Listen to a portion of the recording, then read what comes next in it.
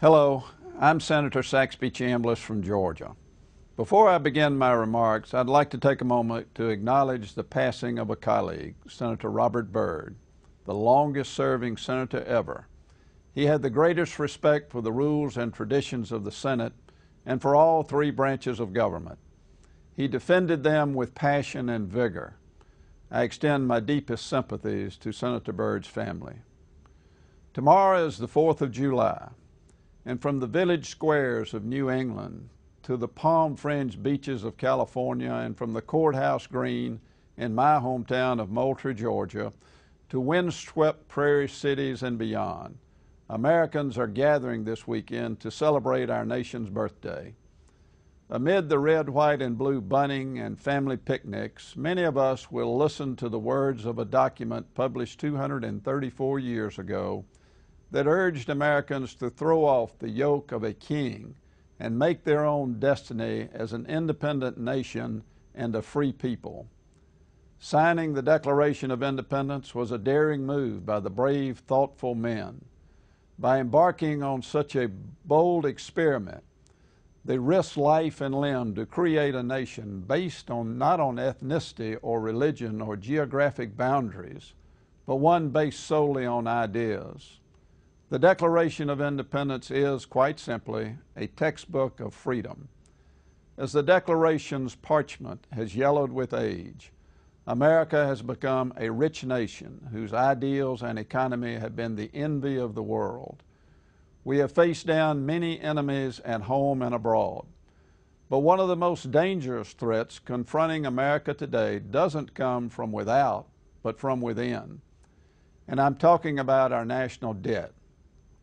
Wisely, the Declaration's author, Thomas Jefferson, warned of this danger early on.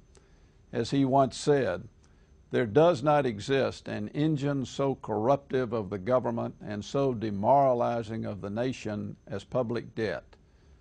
It will bring us more ruin at home than all the enemies from abroad against whom this Army and Navy are to protect us." As usual, Jefferson was right. At a time when Americans are clipping coupons and pitching pennies, President Obama and the Democrats in Congress continue to spend money that we, do not have. 3 weeks ago, America's national debt topped $13 trillion. And let me say that one more time. $13 trillion is owed by the United States of America today. That number is so big it's difficult to comprehend. If you take that $13 trillion and divide it by the number of Americans, that's $42,000 for every person in this country. The national debt has risen by $2.4 trillion in the 500 days since President Obama took office. That's an average of nearly $5 billion per day. Even though we have to borrow 43 cents of every dollar we spend, and the debt is set to double in 5 years, Congress and this White House still continue to splurge. More than half of the $9 trillion in debt America will accrue in the next decade will be from interest alone. That money could be better used on national defense or returned to taxpayers. Instead, future generations will be forced to pay higher taxes to foot the bill for Democrats' out-of-control spending. And with much of America's debt being held by other nations such as China, our national debt is also a national security issue.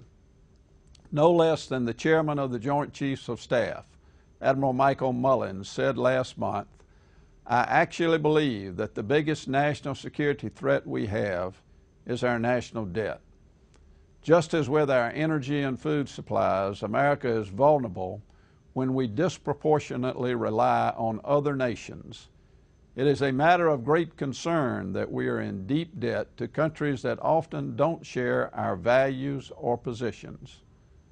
At some point, we have to say enough is enough. We have to make tough decisions about spending beyond our means. I continue to hope that President Obama, Speaker Pelosi, and others will take a step toward responsibility and restraint and reject the path of reckless spending that America is presently on. Ours is a great nation. We can be even greater if we heed Jefferson's words and secure America's fiscal future. I wish all Americans a happy Independence Day. As this weekend's fireworks simulate the rocket's glare, I hope each of us will pause and think of our men and women in uniform who are facing real rockets, bombs, and bullets in faraway places. We are grateful for their service. May God bless them, and may God continue to bless our nation. Thank you.